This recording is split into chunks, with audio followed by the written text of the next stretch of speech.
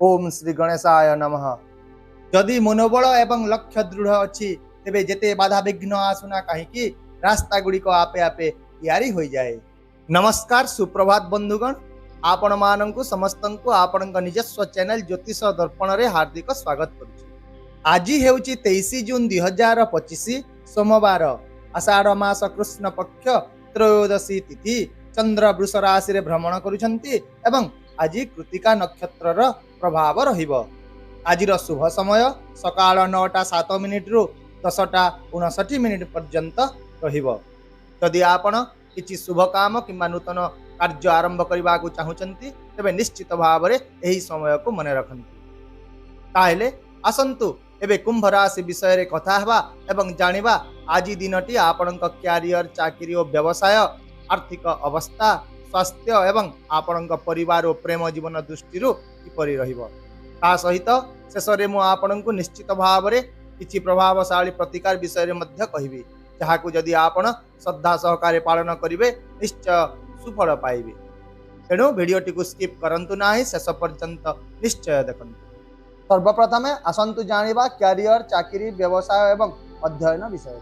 Career दृष्टि आज दिनटी टिके ऊपर तल रहिबो। किछि लोकंकु निज काम सह जड़ित कोनोसी गुरुत्वपूर्ण दायित्व मिलिबो, जहा भविष्य रे स्थिति को मजबूत करिबो। किंतु मने रखंतु आज कर्म क्षेत्र रे अधिक चाप रहिबो।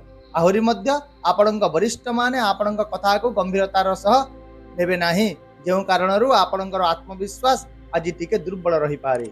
ऑफिस रे सहकर्मी समर्थन मध्य आशा ठारू कम हेबो एवं कोनोसी प्रकारर मतभेद मध्य तांक सहित घटी पारे। एही परि परिस्थिति रे आपण धैर्यर सहित काम करंतु। सेही परि व्यवसायी माननकु आज कोनोसी बड़ रिस्क न नेबाकू एवं पुराना चुक्ति विषय रे सतर्क रहिबाकू परामर्श दिया जाउची, कारण किछि क्षति होई पारे। विरोधी माने मध्य आज आपणकर योजना गुडी को बाधा देई पारंती, तेणु पूर्ण योजना सहित आगकू बढ़ंतु। छात्र छात्री माने आज पाठ पढ़ा एवं प्रतियोगितामूलक परीक्षा उपरे निजर संपूर्ण ध्यान दियंतु एवं अन्य मानक कथा सुनी समय नष्ट करंतु नाही। आर्थिक दृष्टिकोण जदि देखिबा आज आयर उत्स गुड़िक वृद्धि हेबार संकेत रहिछि एवं पुराना निवेश मध्य लाभ देई पारे। जदि आपण आज टिके बुद्धि सहित काम करिवे तेबे आज आपणको अतिरिक्त टंका मध्य रोजगार करिवार किछि सुजोग मिलिबो। तथापि ऋण मागुथुवा लोकंक ठारू दूरता रखंतु, कारण टंका अटकी जाई पारे। एहा व्यतीत सामाजिक कार्यकलाप रे अंशग्रहण करिबा द्वारा किछि प्रभावशाली लोकंक सहित आपणकर साक्षात हेबो, जहा आर्थिक दृष्टिकोणरू लाभदायक प्रमाणित हेबो। सामग्रिक भाव रे आज आर्थिक दृष्टिरू एक मिश्रित दिन हेबो। खर्च हेबो किंतु आयर नूतन रास्ता मध्य आपणक पई खुलिबो। स्वास्थ्य दृष्टिरू आज आपणक टिके सतर्क रहिबाको पड़िबो। किछि पुराना रोग आपणक आज पुणी हैरान करि पारंती, विशेष करी जेउ मानकर माइग्रेन किंबा ब्लड प्रेशर रहिछि सेमानंकु टिके अधिक ध्यान देबाको पड़िबो। मानसिक चाप एवं निद्रार अभाव आज आपणक शरीर को प्रभावित मध्य करि पारे। तेणु योग, प्राणायाम एवं ध्यान आज आपणको मानसिक एवं शारीरिक शांति देव। तेणु सकाळे निश्चित भाव रे निज पई किछि समय बाहर करंतु। एहा सहित आज आपण निजर खाइबा पीबारे संयम रहंतु एवं प्रचुर परिमाणर पानी पियंतु। पारिवारिक जीवन रे आज किछि अशांति होई पारे। कोनोसी कथा को नै आपणकर जीवन साथी किंबा परिवार सदस्यंक सह मतभेद होई पारे। तेणु कथावार्ता समय रे सतर्क रहंतु, कारण आपणकर आचरण काहाकू आघात मध्य देई पारे। बड़ मानकर परामर्श को आज आपण अनदेखा करंतु नाही।